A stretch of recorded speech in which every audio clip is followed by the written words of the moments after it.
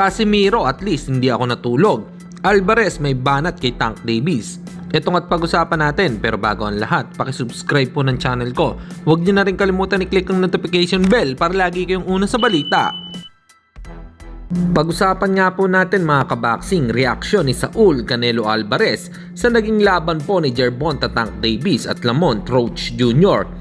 Ayon nga sa banat ni Alvarez ay dapat daw di umano i-disqualify itong si Tank Davis. Gervonta Davis should have been disqualified against Lamont Roach. Madami talaga ang naniniwala na talo talaga dito si Tank Davis.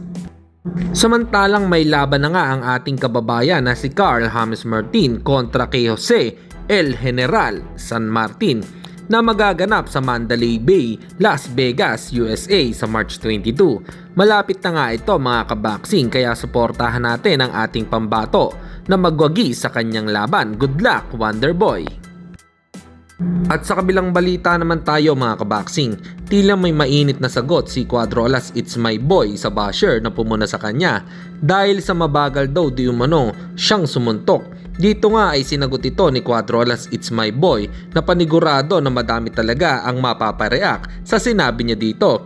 Ayon nga sa kanyang pahayag ay mabagal daw akong sumuntok, mabilis daw si Pacquiao, okay lang yan boss, hindi naman ako natulog. Tila matindi ang sinabi ni Coach Jason Casimiro dito.